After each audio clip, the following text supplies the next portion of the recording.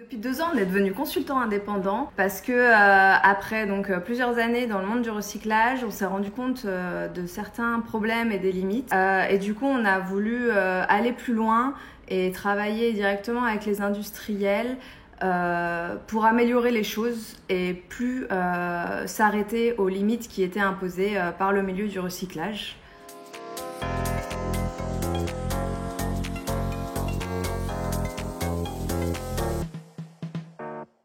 Il y a pas mal d'enjeux politiques qui sont plus importants que le reste. Tout ce qui va être un peu juridique, ça va forcément en découler. Parce qu'en fait, s'il y a une sorte de pression citoyenne sur des députés, sur des sénateurs, demain il y a des amendements qui sont passés qui vont contraindre l'écosystème industriel, par exemple.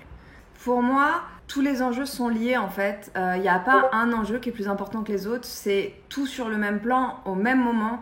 Parce que de mon expérience et de ce que je vois, en fait, chacun essaye un peu de tirer la couverture vers lui et essaye de faire les choses un peu de son côté, sauf que personne ne travaille main dans la main. Et du coup, on aboutit à rien, on aboutit à des solutions qui ont derrière pas de chemin complet.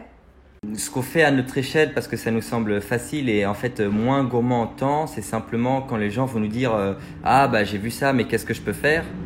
C'est simplement de leur dire en fait, n'hésitez pas à aller sur Twitter par exemple, interpeller une marque en particulier, interpeller un député en particulier et lui dire moi je comprends pas qu'il y ait des microplastiques dans l'eau que je bois, qu'est-ce qu'on peut faire ?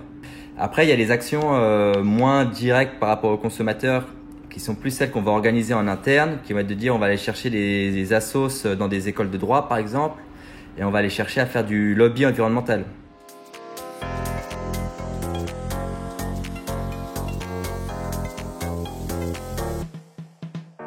Il y a une grosse responsabilité qui est de dire on acquiert beaucoup de connaissances dans la formation et encore 2 fois plus de connaissances au travers de l'expérience qu'on peut faire dans un domaine qui naturellement va être un peu fermé à des personnes hors de ce domaine-là parce que simplement c'est vite des domaines un peu techniques. Et il y a une grosse responsabilité juste de partager la connaissance et de simplifier, de vulgariser les choses. Après il y a la responsabilité plus sur la partie pro. Qui est de dire, en dépit de tous les messages qu'on veut faire passer sur influencer sur le vrac, sensibiliser sur le microplastique, faire un peu du lobbying pour tout ce qui va être gestion des déchets pour le bioplastique, simplement juste augmenter la part de recyclage et de matières recyclées dans la production actuelle.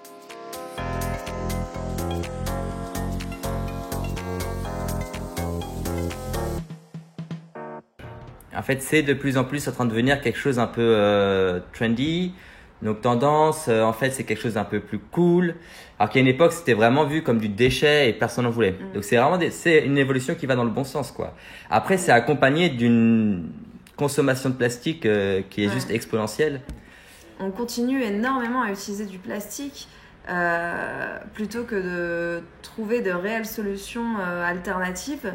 Il y a une espèce de chaos autour de la gestion du biodéchet, du bioplastique qui est désastreuse. Ça fait un peu peur. Ça fait un peu peur parce qu'on se dit même en apportant des solutions, tant qu'on n'est pas capable de remettre vraiment en cause le mode de consommation, ce sera que des pansements pour essayer de guérir une jambe amputée, quoi. Et la première des démarches, c'est juste de réfléchir à ce que tu consommes, quoi. Et forcément derrière, tu vas plus t'engager, tu vois. Pour nous, le citoyen, c'est vraiment la pierre, La base de la pyramide, et c'est celui qui peut tout changer les choses. Parce que c'est pour ça qu'on a développé Monsieur et Madame Recyclage. Sinon, on se focaliserait sur les industriels ou le gouvernement.